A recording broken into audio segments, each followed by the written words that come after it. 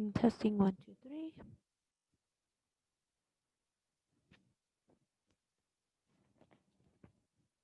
Testing. 1, 2, 3. Testing. 1, 2, 3. Testing. 1, 2, 3. 1, 2, 3. Testing.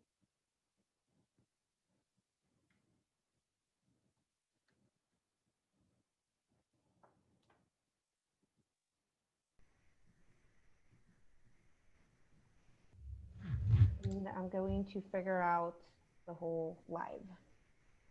Hello, welcome folks are joining us. We'll start in just a minute.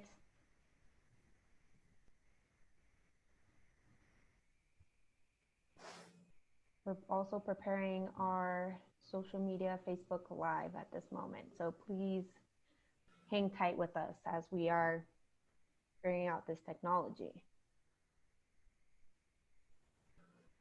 And, oh, beautiful. I think we are on. And we're just gonna wait one more minute for folks to join on to the webinar, but for those folks that are joining us via social media, welcome. You can interact with us through Facebook. So I'm gonna wait just one more minute for folks to join.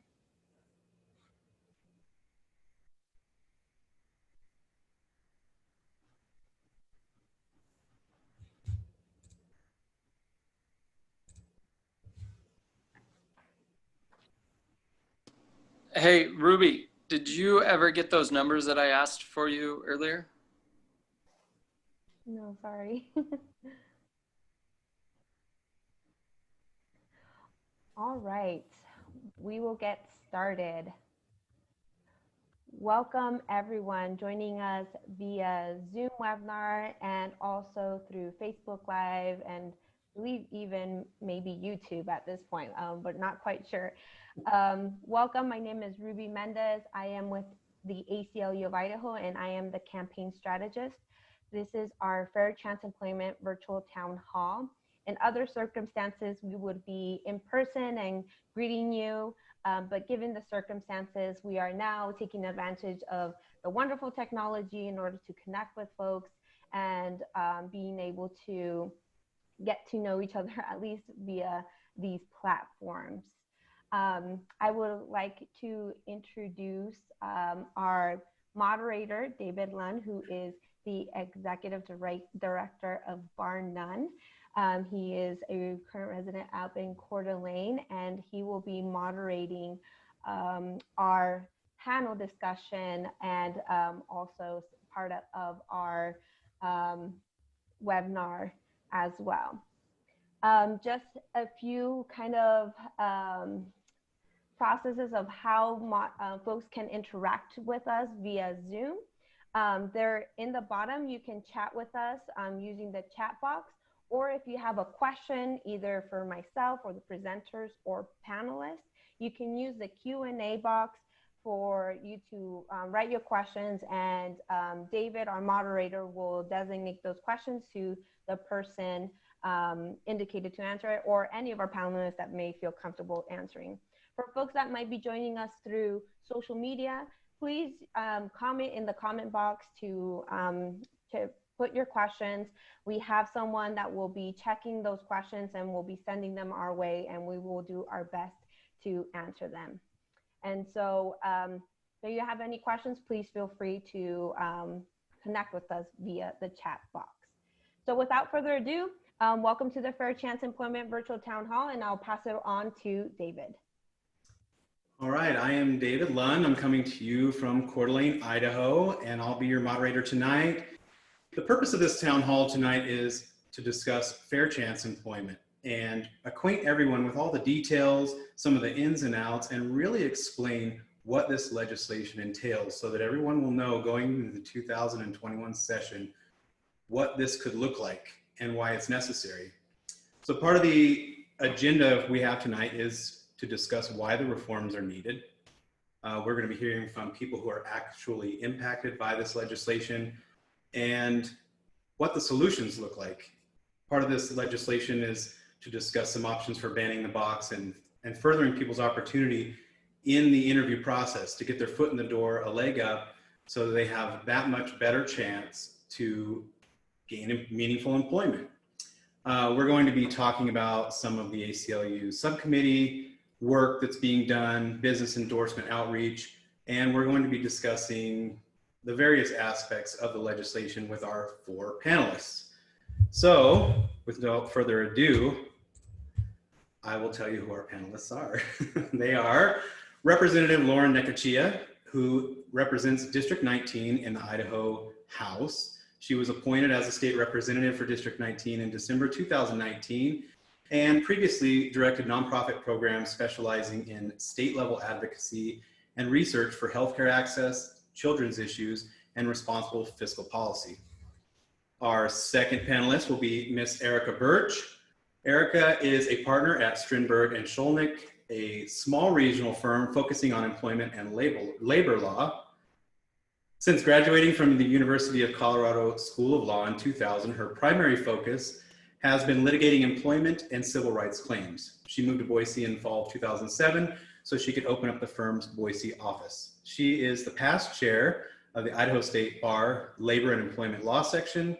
She's on the board of the Idaho Trial Lawyers Association and a member of the American Association for Justice, the National Employment Lawyers Association, the Federal Bar Association, and Idaho Women's Lawyers. She serves on various nonprofit boards and law-related committees and has volunteered her time for pro bono clients at ITLA's Street Law Clinic. She's licensed in state and federal courts in Idaho, Utah, and Colorado. Very distinguished. Our next panelist will be Mr. Joel Howell. Joe Howell is a resident in the Treasure Valley and a longtime advocate of fair chance employment here and in North Idaho. He's a past parolee who is the owner of a construction company called Total Construction Solutions and manager at Ace Industrial Supply, and embraces many of the fair chance policy hiring practices. As a result, has over the last 10 years a success record of training probationers and parolees in new careers working in sales. He also supports individuals with a record by renting out local sober living houses in the Treasure Valley, with plans to open a 100-bed sober living community in the beginning of 2021 to help those who have a tough time finding affordable, sober housing. Joe understands the struggles that a person with a record endures and is an advocate for the untapped talent and skills of the community. Next is Gene Saldana. He was born in Caldwell, Idaho. He is the owner of Pinnacle Painting. His grandmother and grandfather are Apache Indian. He was raised by his mother right here in Caldwell, Nampa area. He grew up back and forth from Yakima, Washington, and the Treasure Valley. Through his youth, he grew up in the gang scene. He got involved at a young age in Yakima, Washington, and he was in and out of juvenile hall. Eventually, at age 20, he moved right back here to Caldwell, Idaho, where he got into some trouble and ended up serving time in the prison system in Idaho. It's been about 10 years since his release, and Gene got out and now has dedicated his life to the Lord and got involved in Victory Outreach Ministry. Shortly after, he started his own business, Pinnacle Painting. It's now going 7 years strong, with his business continuing to grow and more every year. His family and himself are involved with their local church, and they use fair chance practices to continue helping those who get out of prison to transition to a better life. So a little bit about me. I am an Idaho nonprofit director. Bar None is the nonprofit. We do awareness and advocacy for criminal justice reform. I'm born and raised right here in Idaho, and I spent 15 years incarcerated in Idaho prisons. Now I am a full-time student at Boise State studying nonprofit management. And when I'm not working or volunteering or studying, which is pretty much never, I spend my time hiking outdoors, enjoying the outdoors, and spending time with my husband, Kyle. All right, Ruby, are we ready to do this? All right, so next up is Ruby. Take it from here. All right. Thank you so much, David, and thank you, everyone. We're really excited to have these really neat panelists, and also we have presenters, which they will introduce themselves shortly. But I, as the ACLU and as the presenter, will be kind of going through why this reform needed, and going through the step-by-step, like why is the ACLU taking forward this issue. So again, for those that might be joining us, either through social media or webinar, my name is Ruby Mendez. I am the campaign strategist with the ACLU, and so I will now be sharing my screen with you all for a presentation.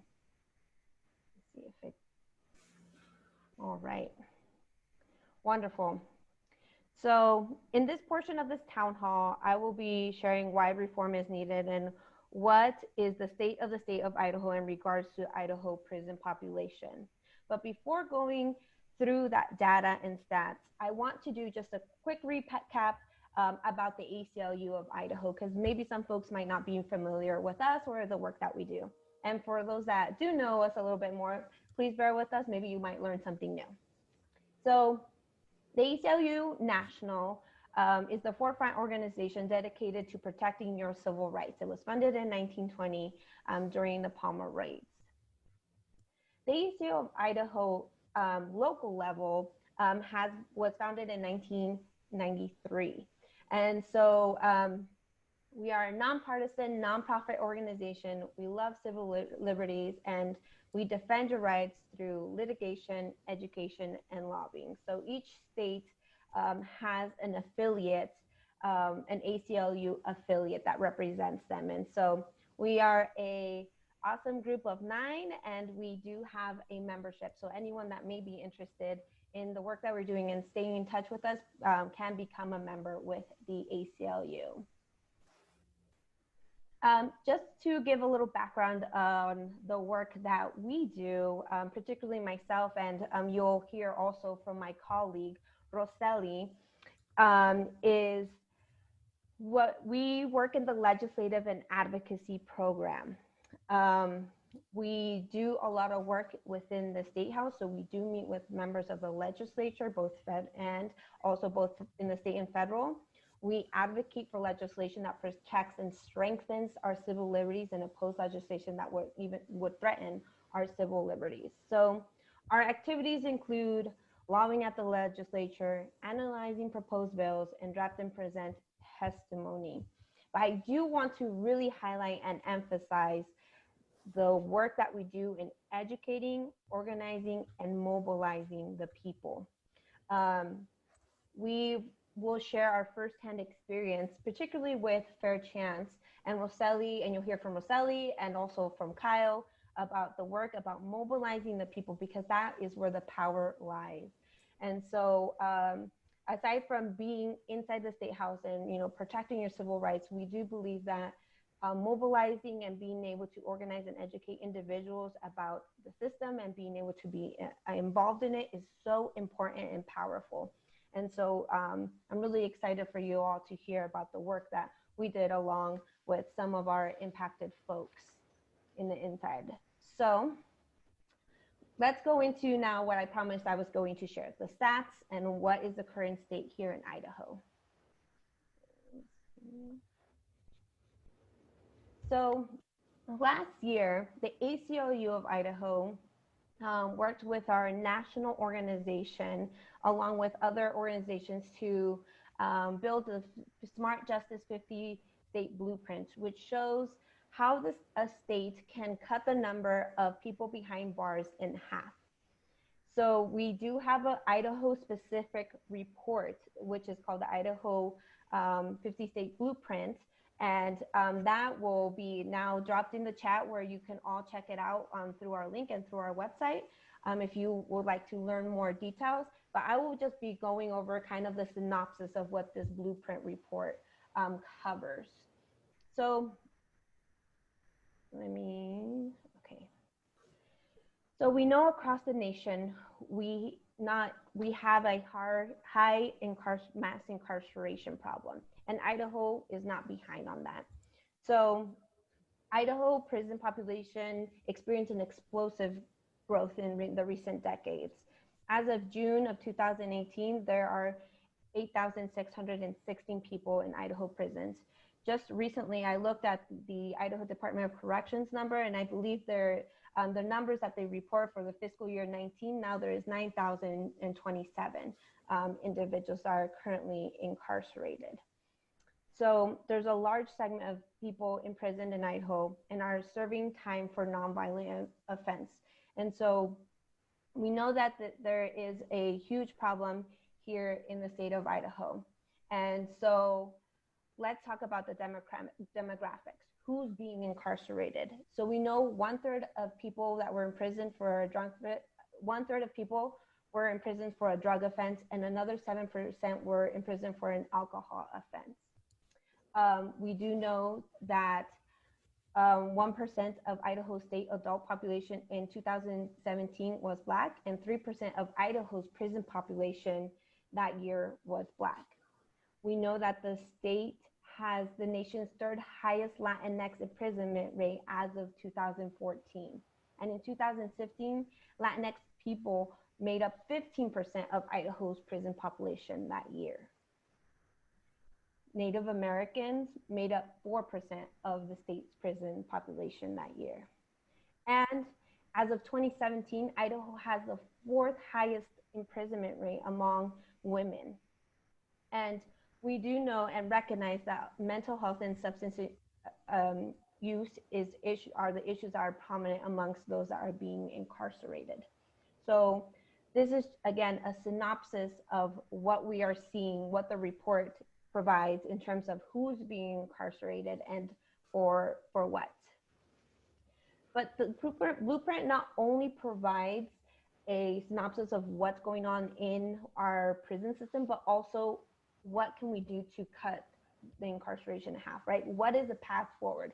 And here you will see a list of solutions that different stakeholders can take in order to address this problem. And as you may see, fair chance employment is one of many solutions. Again, fair chance is not the complete solution. This is just a stepping stone. This is just something that addressing just the minimum of what we can do here as a whole state. So again, so why are we here? So we know that there's a huge amount of individuals here in Idaho that are being incarcerated. We know that 21% of Idahoans have a previous criminal conviction, and that 95% of the people in state prisons will be re-entering their community. So those are the things that we know, and what we need to do is address the issue, right? What are we doing for individuals that are coming out of prison, right? As the ACLU, we do have many other recommendations of what we can do to prevent for individuals to go into prison in the first place. And that could be a whole complete conversation in town hall. But just for the purposes of this town hall, we're going to speak on the fair chance employment policy, which its main point is to ensure that Idahoans can return to the workforce post-incarceration and are able to access employment opportunities and to decrease the likelihood of recidivism. So the main goal is to cultivate untapped talent within our communities. So again, ultimately the answer is up to Idaho voters, policymakers, communities, and criminal justice advocates to move forward with an urgent work of ending Idaho's obsessions with mass incarceration. And these are one in many solutions. And again, we are more than happy to have more discussions on what we can do as a community to address this issue. But particularly for this, we're going to focus on fair chance. And so with that, I will now pass it on to my colleague, Roseli, to now share more about the work that we did in order to mobilize and organize and educate our community around this specific issue. Thank you, Ruby. So educating the community is something that's really important to pass this piece of legislation. One of the things that we're working on is the story collection project. So in this project, we talk to people that have been formerly incarcerated, and we, talk to them and have them share their story. And there's a lot, as you can see, there's a lot of people that have had trouble finding employment because of that, that stigma that follows them post-incarceration. This project was meant to humanize the people that have been incarcerated and to really get to know their story. These are not just a number. They are people that, you know, they're your family, friends, neighbors, and it's important to really get familiar with the issue about fair chance employment, get to hear their stories. We have had around, I want to say around 14, 15 stories so far that we have been collecting. As you can see, our moderator, David, is there as well. And if you go to our website, to ACLU, to the ACLU of Idaho's website, you'll be able to see all of these people's stories. And I think it really brings that piece of awareness and, like I said, humanizing what it is to be incarcerated and the difficulties of finding employment, as these people have so many skills and sometimes they are overlooked because of their past. So it's important to, you know, really think about their merits and their life skills that they have when looking for employment and when hiring these people, because you can see that there's a lot that they bring to the table. Another piece that we have been working on is our lobby days. So our lobby days, last year we had around 25 people, and Ruby, if you can click on the next slide, please. Thank you. So lobby days is a great opportunity for people to come out to the State House and get to speak with their legislators. Last year we had 3 days of lobby days. We were able to go to hearings, people were able to testify and really learn about the process of lobbying and what that means about, you know, creating that message. And it's a great opportunity, especially for people that have not gone to the State House or have never been part of that process, to realize how important it is to actually go there and how your story and how your testimony really makes a difference when it comes to, you know, whether a bill passes or not. So we had around 25 people that came during those lobby days, and we had a demonstration the last day where we stood in silence for 8 minutes to represent the 8,616 people that had been that were in prison in 2018. And I think this was just a great opportunity for legislators to really see who their constituents are and really elevate the voices, amplify the voices. People that came here were people that had been formerly incarcerated or that have loved ones. And I think it really made a big difference on how far we got this bill to go during that legislative session. And we're hoping to get farther this for 2021. And during that lobby days, we actually, you know, we've been working with a lot of these people that came out, and we have created a subcommittee. This subcommittee consists of around, I want to say 6 people that are doing groundwork. One of them is Kyle, who will be speaking here about our we're doing employment outreach. So he has been doing all of this work to get businesses to be involved. This piece of legislation, it won't be possible if we don't get the whole community to be involved and businesses as well. So Kyle will be speaking a little bit more about that and about this. You can see on the slide, these are some of the businesses that are supporting fair chance employment. And there's a lot of businesses that actually have already implemented this, all of these practices already.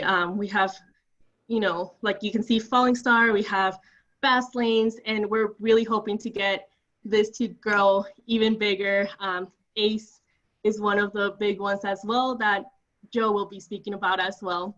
So with that being said, I'll pass it back to David, and Kyle will speak more about the employment outreach that he has been doing as well. All right. Well, I think if anybody doesn't know, Idaho's a little obsessed with punishment, and that punishment doesn't end when you're released. So it's been difficult for people to find employment here in Idaho, and that's why we're here talking about this. So we're going to head on over to Kyle and see what he has to say about business outreach. I know he's been doing a lot of business outreach, trying to get supporters on board, because we're trying to get into the legislative session with a lot of business support. They're the ones who are on the front lines hiring people. So Kyle, can you unmute yourself and tell us more about your work? Yeah, thanks, David, and thanks, Ruby and Roselli. I appreciate it. My name's Kyle Shockey. Little bit about me. I'm a returning citizen. I was released back into the community about nine and a half months ago. I've done about 10 and a half years total behind bars. This time when I released, I was determined to break through any barriers possible and succeed at all cost. Through that, I had a little bit of difficulty securing employment in the beginning. Everybody's barriers are a little bit different, but employment was definitely some of my biggest hurdle. Fast forward about 3 months, I went to Lobby Days, where I met up with most of all the panelists and Ruby and Roselli. And I really just felt a big passion to see this through, because employment is definitely one of the biggest obstacles, if not the biggest obstacle outside of housing that returning citizens deal with. So I just was constantly on it, and I seen some good stuff at the legislation. I learned how you can talk to lawmakers and how, you know, our voice is important, and how we all are affected, whether you agree or disagree. You are somehow impacted by somebody's story. So even the lawmakers that heard my story, I could see it in their face. I could see it in their eyes that they did care. They just, you know, whether they could support this bill or not. And so the more I dove into it, the more and more I wanted to help out. And so I reached out to Ruby and Roselli, and we came up with a plan for me to basically go business to business in different areas here in the Treasure Valley. Ruby reached out and asked all of the people in the subcommittee of Fair Chance to do this. And I said, we came up with 250 businesses, but I said, I'll do 250 by myself. And so that's what I've really been doing. I've been just going business to business, asking for managers, owners, anybody who can sign a letter of endorsement. And I've had some really good feedback from most people. We've had Meriwether Cider, Clearview Cleaning. There's been several businesses downtown. I think in total, I have myself 40 signatures, somewhere around there. And shout out to Pinnacle Painting. They signed as well. And so anyway, some of the feedback that I got, though, we will address later. The panel will address some of the questions. But I would challenge everybody in this panel and everybody in this Facebook to really, if you care about this, if you really want to see these numbers, we know the numbers are 1 in 5 right now has a criminal background. What happens when that number gets 1 in 3? Like, if you're really affected by this and you really want to see Idaho go to be better than other states around us, then I challenge you, go out to businesses, get these endorsements. Everybody here has a voice, and most likely with numbers being 1 in 5, somebody you know is affected by this bill. So really go out there and have a voice for them, because a lot of returning citizens don't have that voice for themselves. And so it just takes uncommon voices uniting that is powerful. And that's what this business outreach is getting these businesses to sign the letter of endorsement and reaching back out to the community. With that, I will pass it back to David, but I appreciate everyone being here. All right. Well, I think Kyle might have been a better moderator, because this stuff makes me nervous. I don't know about you guys, the new world we live in where we're all on Zoom meetings and looking at our own faces all the time, it makes me anxious. So without further ado, let's just get into the meat of this. Let's start talking with our panelists about why fair chance employment is important to them. So perhaps we can start with you, Representative Nakachia. Why is this important to you? What brings you to the panel? Thank you, David. It's important to me, I mean, to just both, you know, my heart and in the head. As someone who studied fiscal policies in Idaho for a long time, I was aware of just how much prison spending is eating, the portion that it's eating up of our budget, and it's becoming a bigger and bigger portion. And this isn't just, you know, a national trend. In Idaho, we kind of are leading the nation in terms of a growth rate in prison spending. So that's not sustainable. It's not productive. That's not where we want to be spending our precious public dollars. And then also just on the flip side, knowing that, you know, our economy is going to be as strong as it can be when we have leveraged all of the potential workforce and can get everybody to get to work. So, you know, economy where everyone gets to work and gets to then also have the rewards of that work. And then, you know, just from the heart, you know, someone in my life who is impacted, you know, his career potential has been, you know, impacted negatively by his record. And hearing the stories you know, Kyle was able to share and other folks who have been organizing around this issue is so inspiring. It's hard to get an issue like this heard at the State House, at the Idaho State House, but it got as far as it did because of the really hard work and the relentless, yeah, just kind of pounding the pavement and talking to legislators that this organized group of people has done. All right, I feel like I've been ignoring you, Miss Birch, Erica Birch.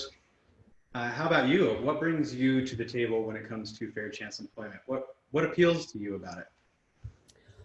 Well, so I thank you for the introduction. I've been practicing in employment and labor law for over 20 years. And so I'm here to sort of talk to folks about why you should follow, as an employer, you should follow this proposed legislation regardless of whether it passes, because it already sets out the best practices for avoiding potential EEOC lawsuits.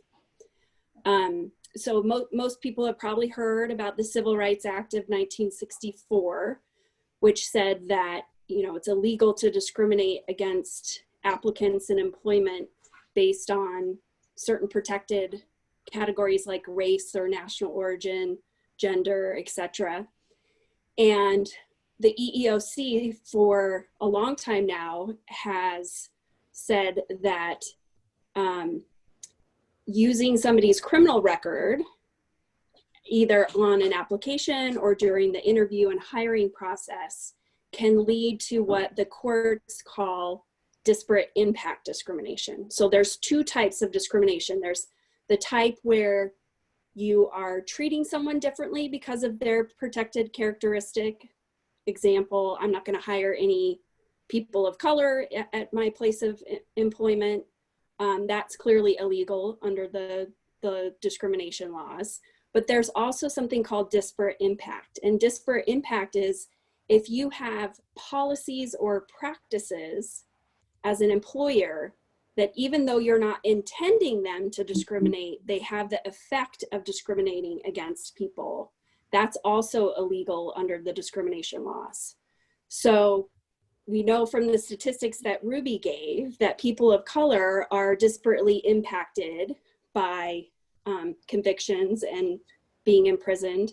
And so if you are using somebody's criminal record to make decisions about hiring, regardless of how that impacts their ability to do the job, you are setting yourself up as an employer for a disparate impact lawsuit to come your way.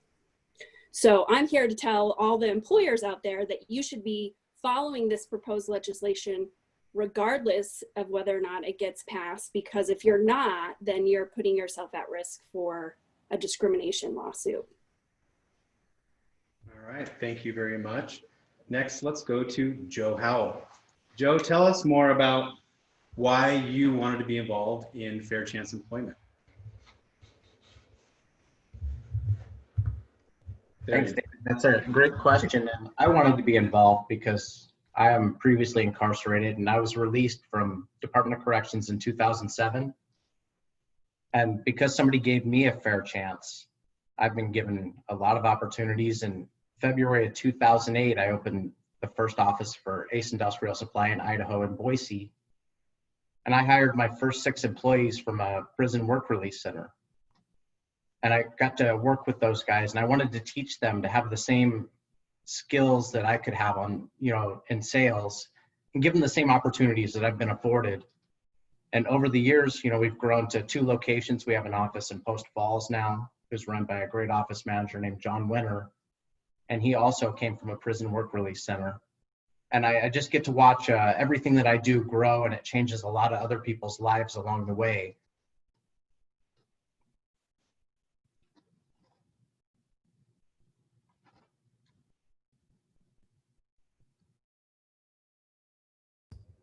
Here we go.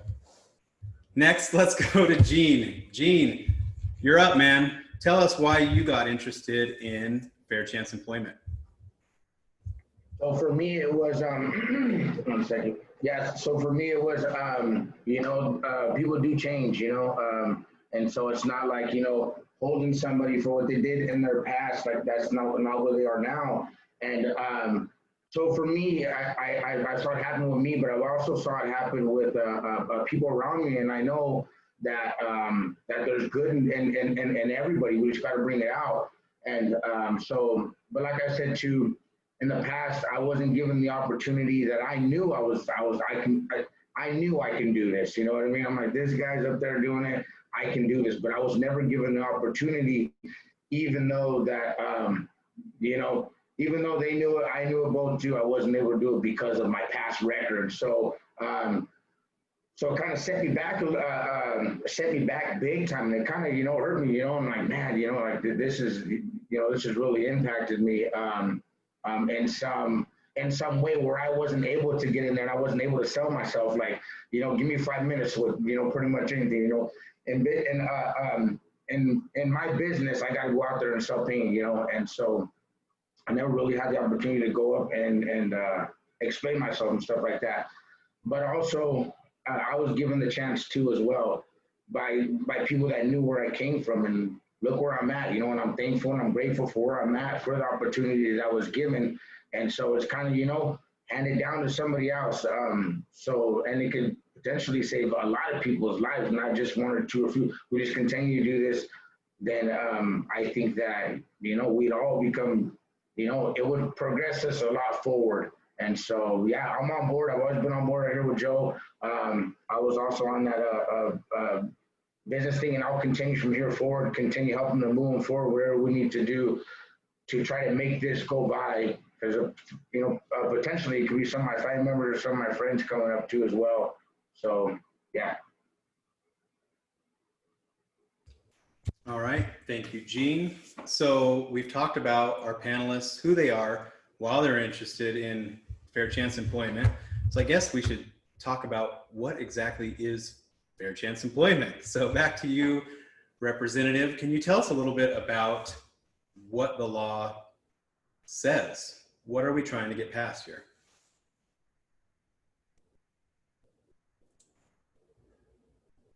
That darn mute. Sure. So it does 3 main things. It's telling employers not to, when they post a job, state that they're seeking to exclude applicants with criminal backgrounds, because that, just makes people at the outset say, oh, this opportunity can never be for me, even if it could be a great fit for their skills. 2, job application forms could not question applicants about their criminal background, just that first initial application. And then 3, it's important to note that employers can then ask about their criminal history at the point when the applicant has been selected for an interview, or if there's no interview. This bill doesn't require employers to give an interview, but if they instead do a conditional offer of employment, that's when they can ask about criminal history. I think where people got a little confused is that they thought, oh, if I'm hiring someone, I have to bring them in for the lengthy interview and do my whole process, and I can't ask about a record until the very end of the process. And that's not true. know, what you use for an interview could be a 5-minute phone conversation. You could say, hello, hi, so-and-so, I saw your application, I saw you have some good skills.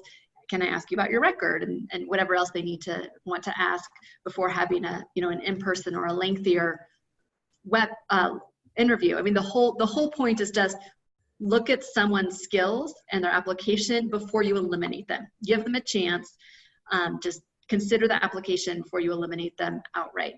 That's the basic thing. I definitely agree that there was a lot of sort of uncertainty about how that would look for employers. So I guess it's a great question to go to Joe and Jean about, because they're actually doing this already.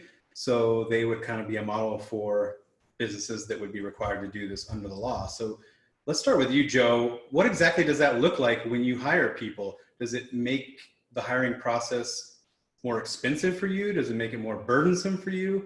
Is it a bigger production for you to not ask that question right up front? What does that look like for you? Well, so it doesn't really add any time or any labor or any cost to the employment process, because I don't look for those things. I take people at face value, and I bring them in for an interview. And I talk to them about what skills they have that qualifies them to do the job that I need them to do. I talk to them about how they would be a good fit for our company. And criminal history might come up towards the end of the interview, but most often I don't even ask those questions because it's not really pertinent to the job that we do. So I guess maybe a follow-up question to that is, if you're hiring people who have a criminal background, do you think that there have been times where that was a negative for your company, or do you think that has opened up opportunities that you might not have had as a company before? Well, I believe it's opened a lot of opportunities. You know, my good friend, John Winter, who I met through the Prison Work Release Center when I hired him in 2011, he's managing an office up in Post Falls, and he's doing great. I've made great friendships from it. It's helped my company grow. We grew from, 6 prison work release guys to 2 locations. And before COVID, we had as many as 40 people collectively between the 2 groups. So it's really helped me grow. And it's given me a workforce that they're truly grateful for having the job, and they really, really appreciate the opportunity that I give them. I guess the same question goes for you, Gene. You're already doing this, giving people a second chance. Have you found it difficult to implement this at your business? Is it making it harder to hire people? Does it make it more burdensome? Does it cost you more money? What does that look like for you? Well, I'm on the same boat as Joe.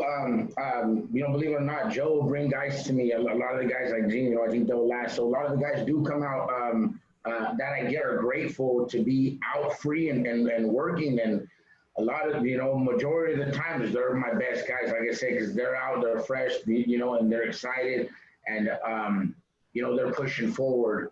As far as cost-wise, no, like I said too, a lot of the guys, they'll come out when they first start, they're just grateful for a job, so we can start them off at 12 bucks an hour, and they're like, right on, so does that answer your question, or what else? What was the other one?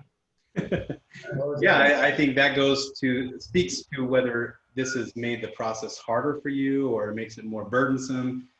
Does it add extra steps, or does it really just add no steps? It makes it just easy to go hire some people and get on the job.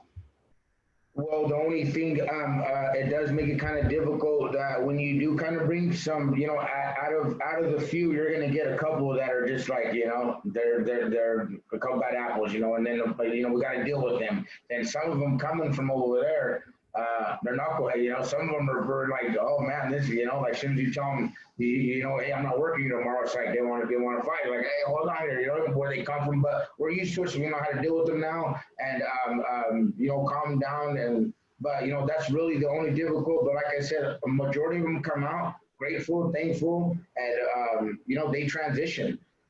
After this, I've had a couple guys go out and start their own paying business too as well. So yeah, that's really the only difficult thing that I've really had to deal with. But yeah, pretty much, like I said, a lot of them do come out, and they're, I prefer to get them when they come out. because you know, like I said, they come out with on fire. You know, after the fire starts dying out, you know, I did my part, and it's like, all right, man, we'll see. But a lot of them do stay with me for a year, 2 years, and so. I definitely think that my experience working with clients, people come out of prison. There are a lot of people who went to prison because they didn't have great socializing skills. And so I actually think that's a real component of the work here. So if we're going to be hiring people who have a record, we're also probably going to be involved in teaching them hard skills. You got to teach people how to paint. You got to tell people how to do sales. You got to teach people how to do the different jobs that they're doing, but also doing soft skills, how to act normal, how to speak to people in a way that's respectful, calm, gets your message across. So I think you just spoke to that really well. What does that kind of look like for you on your end, where not only are you teaching people how to paint houses or paint businesses, but you also have to deal with sometimes people's attitude? You're being a mentor of sorts, I guess, is how I look at that. Yes, and teaching them how to paint is easy. Compared to what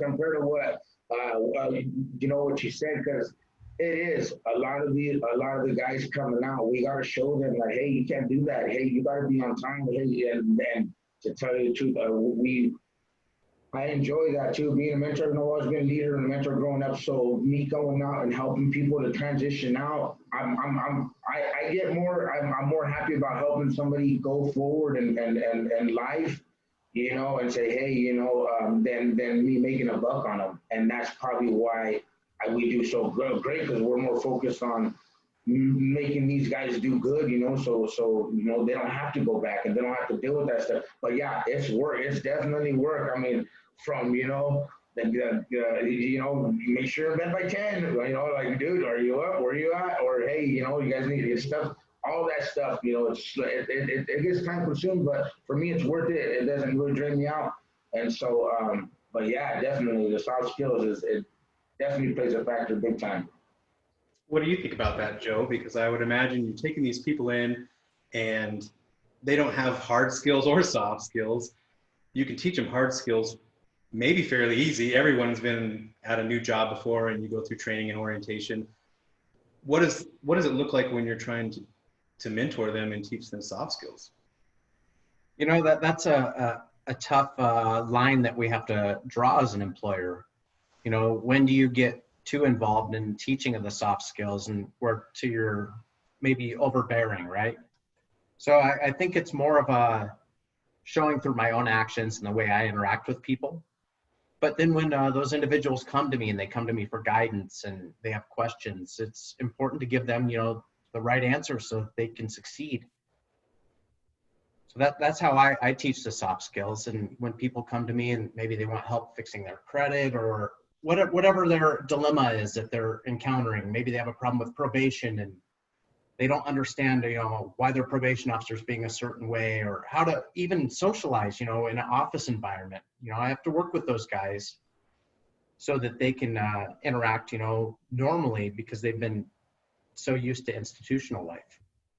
So the guys that you sit down with and say, hey, you know, you may be having a problem with your PO or you may not be happy with this, and your normal reaction would be what got you in trouble in the first place.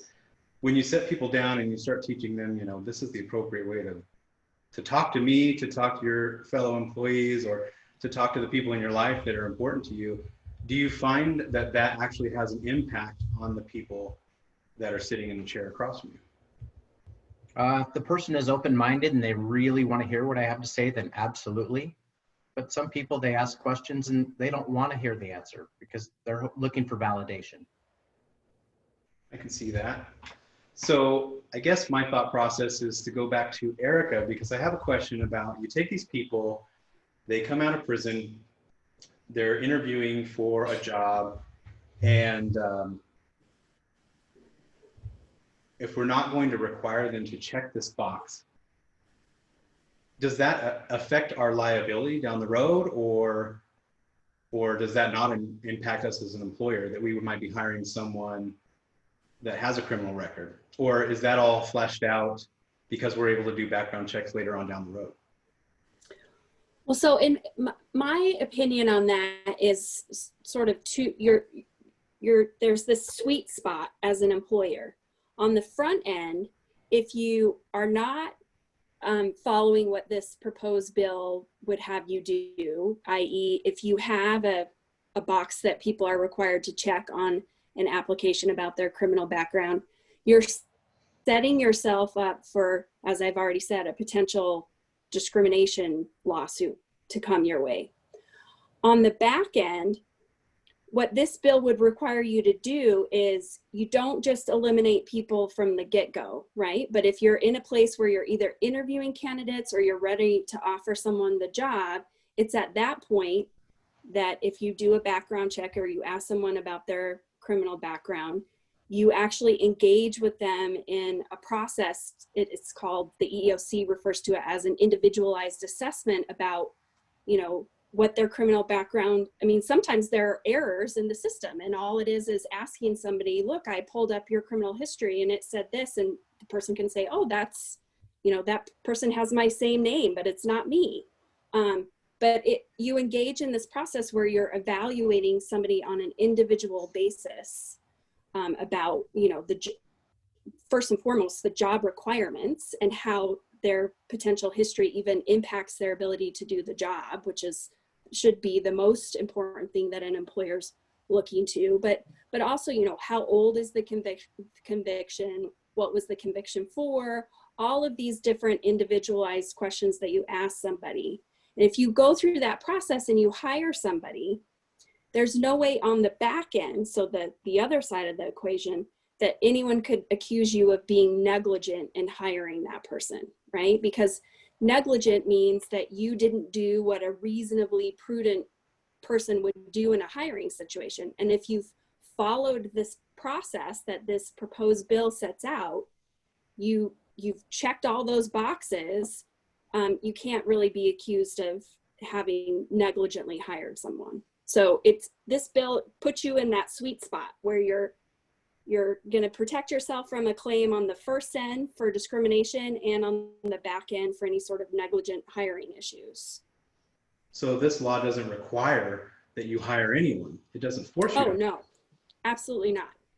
It just says if you get far enough in the process that you're considering hiring someone and you're asking about their criminal background, that you actually take into consideration an individualized assessment of how that impacts their ability to do the job, and you know, a whole host of factors which are outlined by the EEOC. You can go to their website, the eeoc.gov website, and they have a whole list of employer best practices as it relates to this conviction issue. All right, Representative, I want to be respectful of your time, so I want to come back to you. I feel like I've been neglecting you. So as you write this legislation, you know, last year we tried, came so close. Now this year, a little revision is going on. Who exactly are we targeting with the legislation? David, do you mean who are we targeting in the legislature, or what's the when we put with? Who are we intending to benefit through this legislation specifically? Yeah, well, I mean, we all benefit, you know, specifically returning citizens benefit when they can get connected to employment. Then that makes housing that much, you know, closer within reach. And I think what's important is that, you know, it's really hard in our state to get funding for the things that help people be successful. This is a small but important step we can take that doesn't cost the state any money. We can do this even if the budget is a big mess next year, as it probably will be because of the state of our economy. But it helps everyone. And I was just looking up the figure.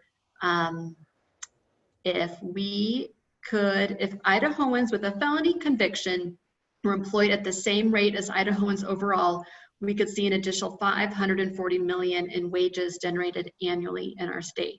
And then we get, you know, revenue from, you know, income taxes on that, and we can invest in education with, and a whole host of other things. So it benefits all of us, but it's most important for those folks who just can't get their foot in the door. And they could, we know they could, we hear many stories of how successful they can be, how motivated they can be, and what good employees they can be, precisely because it is hard when you have a record to secure employment. So you hang on to what you've got, but it really benefits all of us. I tend to agree, but I'm biased.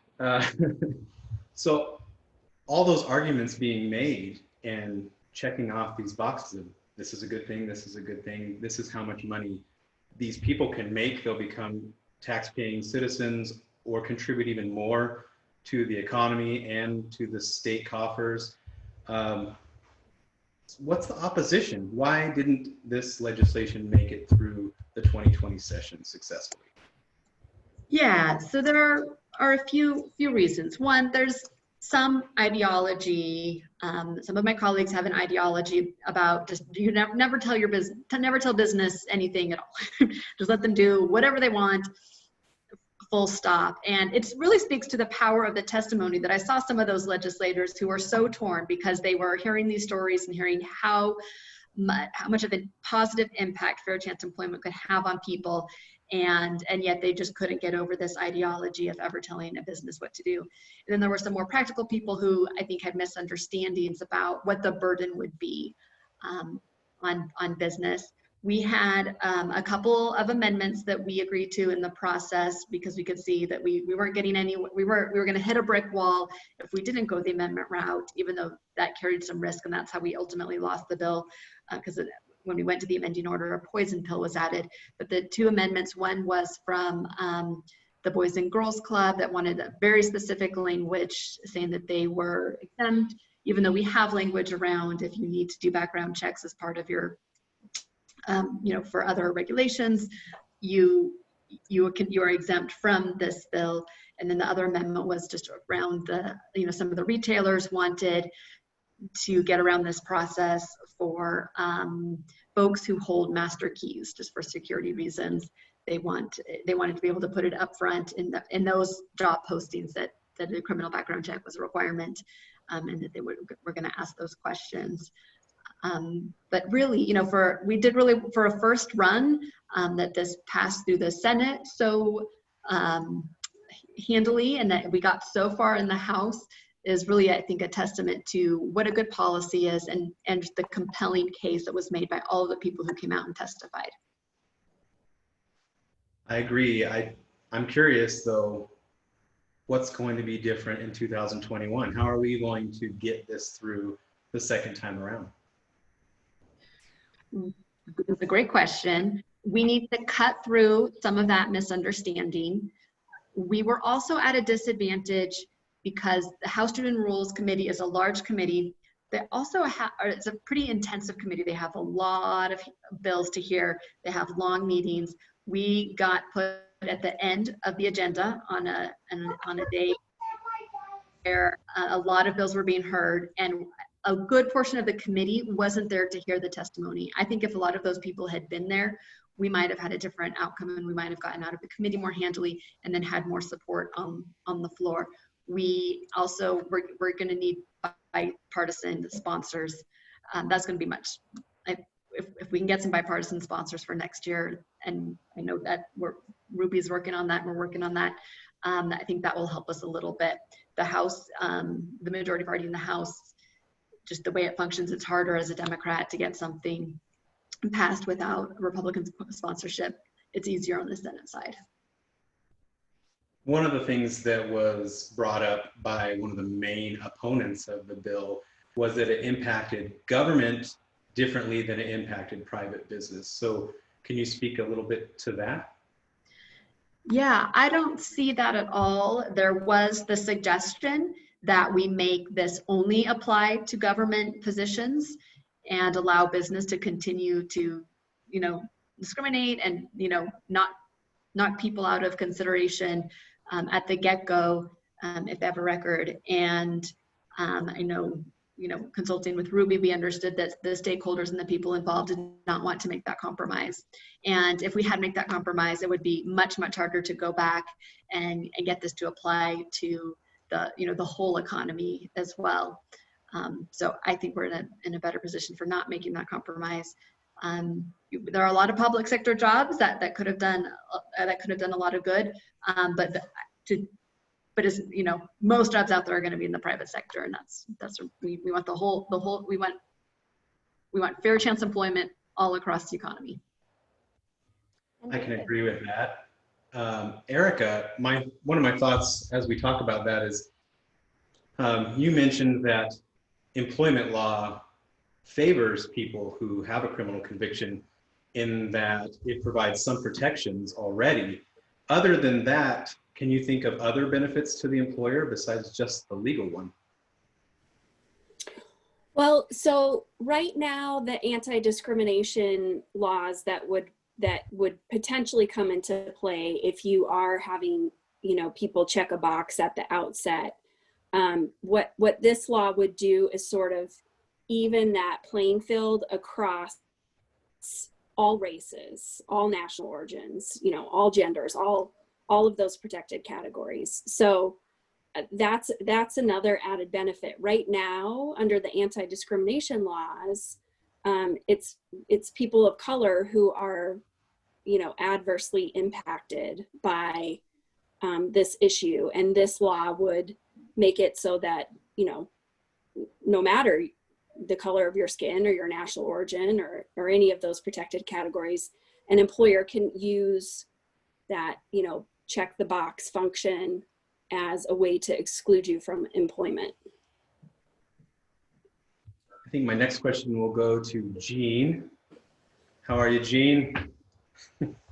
I was wondering if you could tell us a little bit more about your experience trying to get hired with a criminal conviction. Yeah, so my experience trying to get hired with my conviction.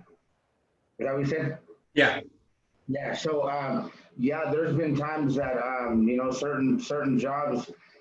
So like, so I've been painting since 2000. I did the job course. So being in the painting trade, it's not like we're painting houses. A lot of them do whatever in painting, but.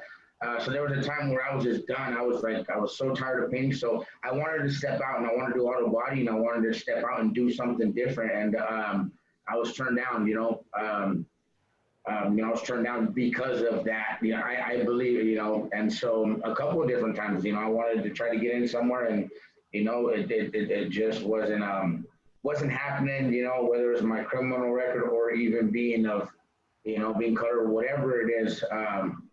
I know some of it had to have been, that, but yeah, and so that's why I feel so, I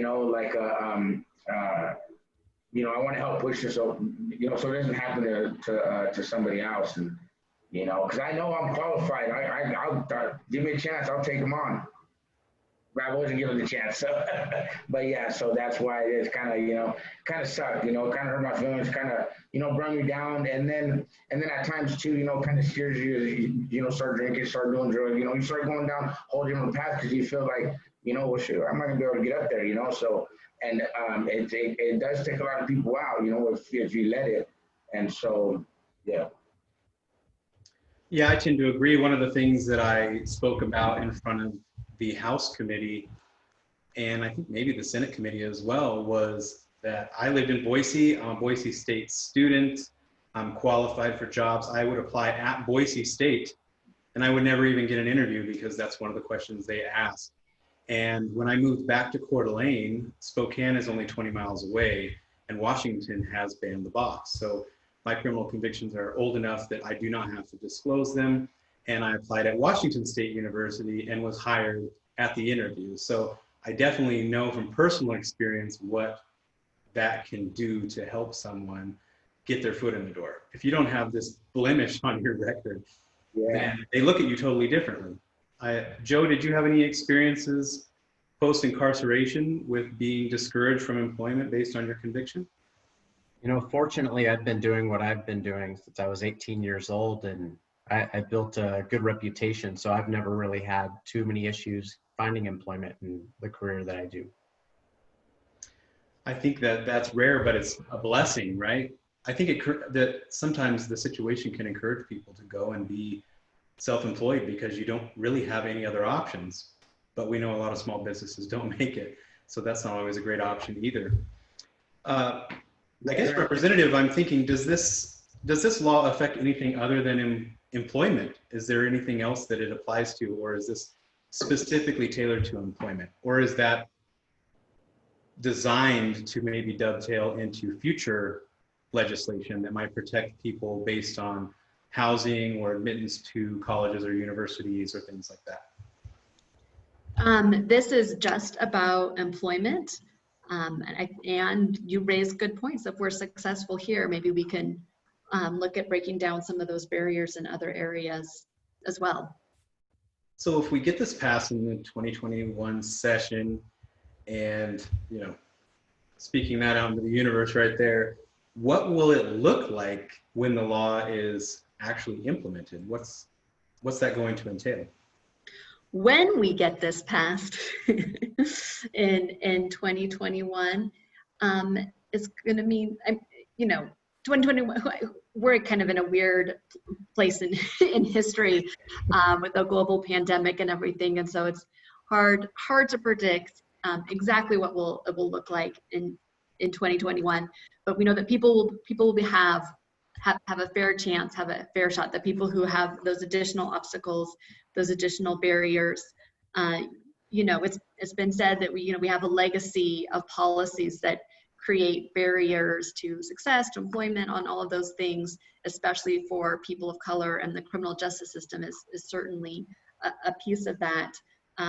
But this is an important step to leveling the playing field, and taking a few steps closer to, racial equity, to parents being able to provide for their kids. I remember one of the previous directors of the Idaho Department of Correction just loving to tell the anecdote of going to talk to people at the prisons and asking them the question, how many of you have kids? And it's overwhelming how many do. So they come out and they have child support, or they're back with their family and need to support those children. And so this isn't just about the workers and the people who can get the job. This is about the next generation of children who will have those supports and have that economic stability in their family. And that's something that's near and dear to my heart. I definitely agree with that having a job impacts so many different aspects of who you are as a person. Knowing that you're going to be able to pay your rent, that you're going to be able to feed your kids, that you're going to be able to take care of your responsibilities, afford a car or transportation, and in general, just be responsible for yourself, which may be the first time ever that you've been able to do that if you're coming out of prison. So I can't stress enough how much value that adds to people's lives who have a criminal conviction. It's right, and it helps put that next generation on a positive path to success, because we know the toxic stress of experiencing poverty as a child has lifelong impacts in terms of just your readiness to learn at school, just all of those skills that you need to succeed in the future. So this is about the next generation as much as it is about giving someone a job today. So I guess this question is for anyone who wants to answer. I don't want to throw it into chaos amongst the four of you, but whoever wants to answer, are you aware of fair chance employment or ban the box in other jurisdictions and how that has impacted people in a positive way? And what would you say to lawmakers if you were standing in front of them today making that argument? I'll start picking on people. I don't have a personal example, but I think, David, you gave the perfect one, which was, when you were applying for jobs at BSU where they had the box that you have to check, you weren't getting very far in your efforts. And then you went to Washington to apply for positions where they've banned the box, and lo and behold, you were hired for a position. So you can't get much clearer evidence of how impactful that really can be. And when you're looking at the statistics that Ruby gave, where 1 in 5 Idahoans have a criminal history, are we really willing to tell 1 in 5 of us that, I'm sorry, we're not going to give you a fair shot at, you know, getting employment and providing for yourself and your family? And I think, you know, Representative Neochia said it best. This has long-term impacts, not just for the person, the employee, but for their families and their future. So, I mean, are we willing to tell 1 in 5, you know, people in Idaho and their families and the people that depend on them that we really don't care in providing them fairness to you know, something so basic as getting a job so that you can put a roof over your head and food on your table? I can't argue against all that. Anybody else? Joe, G?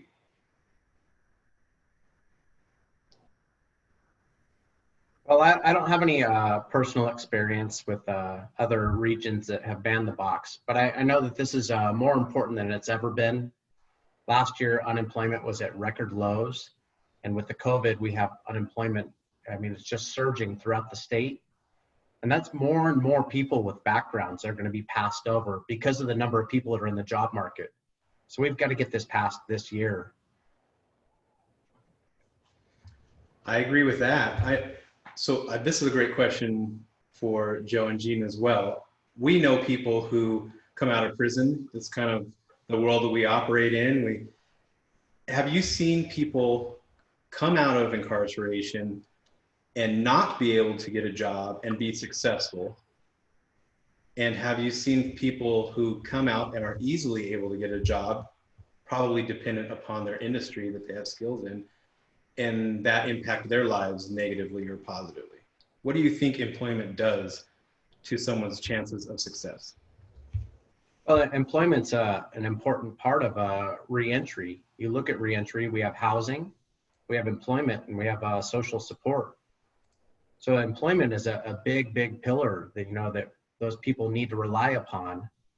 And not only that, they've got to be able to provide for themselves and for their families, you know, like we've spoke about before. And if you can't provide, you know, you start to get down on yourself, and that's when the recidivism starts to sink back in, and we lose these people that maybe could have had a chance had they been given a fair chance at employment. I agree. What do you think, Gene? Do people do better if they have jobs? Oh yeah, definitely. Like I said before, it can drive, you know, as they're coming out and looking, and they get down on themselves, it can, they can drive them back to go back because they just want to give up. That's why, you know, me and Joe come in effect, so we want to help these guys, you know, to move in. So we're giving them the opportunity and stuff like that. So like me, the main reason why I kind of came out and also did start my own business too is, for one, you know, like I said, I grew up in Yakima, Washington. You know, it's a little more diverse coming over here to Boise. Not too many brown people over here, for one, and for two, also my background. So you know, so I'm like, I gotta figure this out. You know, so I knew right away. I'm like, okay, you know, I really pushed myself to change, for one, and for two, really push this business with everything I had. I mean, I gave it good, you know, a good 3 years of just, you know, day and night. I was painting the city hall at night, and I was working during the day.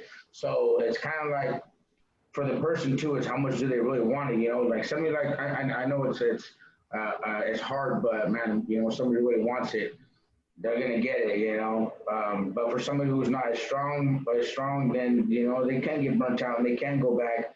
I've seen it with my family members, you know. I've seen them come out and they can't get a job. They start falling behind. The family's on them. Next thing you know, they're using. Next thing you know, they're back. So yeah, it's kind of, you know, I've seen it both ways. So I had lunch with a legislator a few months ago and talked about fair chance. And one of the things she brought up was that a job application is full of all sorts of legal requirements already. There are things you can't ask. There are things that are legislated that you cannot put on an application. So for you, Erica, what exactly on an application are we not allowed to ask already? And, you know, if this passes, what exactly does that do to when I can do a background check if I am an employer? Where does that fit in this scope of hiring someone? Yeah, so there are many things you can't ask on an application, but the protected categories are they're big ones that are easiest to identify. So, you know, you're not going to be able to ask somebody, for example, their race, their national origin, if they have a disability, their age, all those things that, you know, are prohibited from being used in making employment decisions. You can't have a box on there asking that question. That just makes sense. So this would just eliminate another box. It wouldn't prevent you from getting into somebody's criminal history. It's a matter of when you can do that. And this bill would say that, you know, you can't do it at the outset. You can't have a box that's checked at the outset. But when you're in a position to seriously consider offering somebody a position or bring them in for an interview, if you're doing interviews, that's when you could run a background check and or ask about somebody's criminal history. And if you do that, then you have to, you know, go through this sort of individualized assessment process and figuring out how that fits in and implicates their ability to do the job. I guess the same question could be asked of you, Representative. You know, what does this look like from your point of view?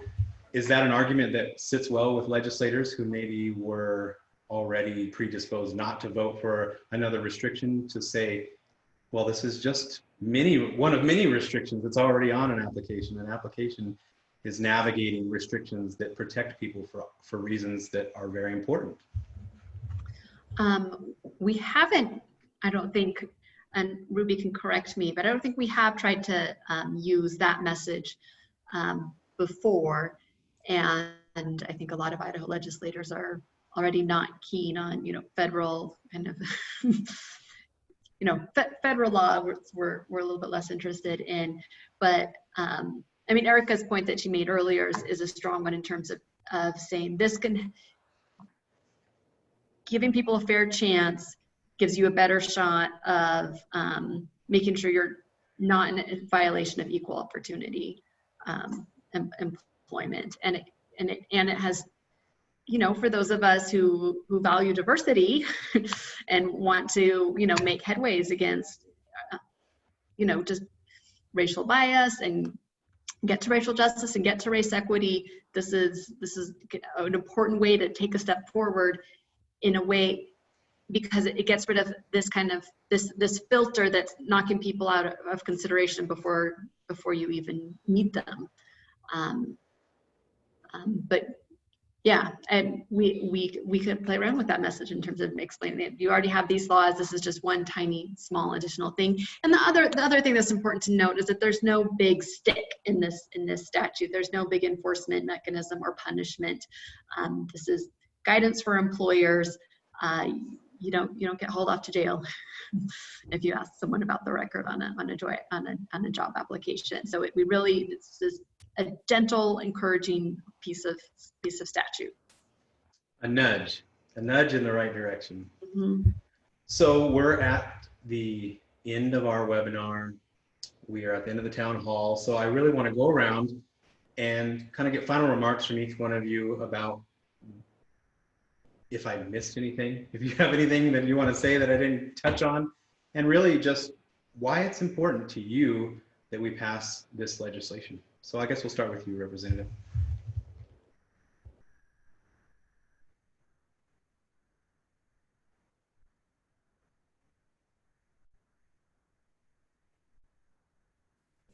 The one thing I can't remember if we touched on or if it's just appropriate to underscore is that Idaho would be in really good company if we do this. I believe 24 other states have some version of this legislation on the books. Many corporations, big corporations on their own in this country are implementing these sorts of policies because they realize that they're good for business and they're, you know, getting to consider candidates that they might have missed out on otherwise, and all of the things that Erica mentioned. So this isn't some newfangled experiment. It's proven in other places, in other countries, and it's time for Idaho to do it. Thank you very much. Erica, closing remarks? I don't think I have anything to add.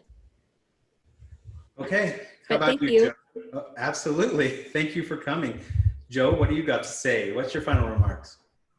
You know, I don't really have a whole lot to add, but it is really important that we get this passed, you know, given the current economic state, and we just have to make it happen, because there's going to be a lot of people that are going to get passed over. And if we look at recidivism, let's look at how much that costs. That costs much more to the state than banning the box. Let's look at putting people's lives back together and helping people, giving them a hand up instead of pushing them down. I think that's definitely a good point. Every year we spend more and more and more on corrections in this state. And I don't think it's doing us any good. If prisons solve problems, then we should be problem solved. And we're not. Gene, what do you got to say before we go? Why is it important for us to pass this legislation for you? Like what Lauren said when she was Lauren, when she said that you know, you can possibly be passing up somebody that can take your business to a whole nother level, and you just look right past them because of that. And that's huge, because that's kind of like you know, also with me, that's happened. Some of the guys came out and they're my foremans, and they push, and you know, I'm like, you know, so, and got me where I'm at today. So so yeah, that's kind of like the other downstairs. But yeah, this is my very first one. So yeah, I'm some kind of listening, soaking everything in. So I appreciate it. But yeah, that's it. Well, I definitely agree with everything that all of you said. In my mind, I keep thinking, you know, if we keep doing things the way that we've always done them, then we're just going to keep getting the same results that we've always seen. And that is more corrections spending, more prisons, higher crime rates. Let's just give people a second chance. Let's see if that works, because other places have done it and they've actually showed us that it does work. It makes communities safer. It makes communities happier. And we save a lot of money doing it, but we're just doing the right thing as well. We're actually building community instead of tearing it down. So I'm going to send it over to Ruby, and I thank you all for attending tonight. Thank you for listening to me stumble over all my words. David, there's no need for you to apologize. You did wonderfully. So thank you so much for being the moderator. Thank you. And just to wrap up this town hall, first of all, I want to thank David, our moderator, for hosting the questions. Huge round of applause. And also want to give a huge shout out to each of our panelists, Representative Lauren Necochea, Joe Howell, Jean Saldana, Erica Birch. Thank you so much for taking the time this evening to share your perspective, share your analysis, and most importantly, why this piece of legislation is so important. And also shout out to Kyle Shockey, who was here to present and share more about the organizing work. And again, to all my colleagues, Roseli and Jeremy, for helping us, you know, keep this webinar flowing. And so as final remarks, it wouldn't be a webinar, or we wouldn't be doing our job if we didn't do a call to action. And so our call to action for those that are still with us here at this webinar is, if you would like to be involved, if you would like to share your story, or if you have friends or you yourself are a business owner, please reach out. Reach out to us, and we would be more than happy to connect with you with this campaign. There's different levels of engagement that folks can participate. There are many ways people can engage in the legislative process, however they feel most comfortable.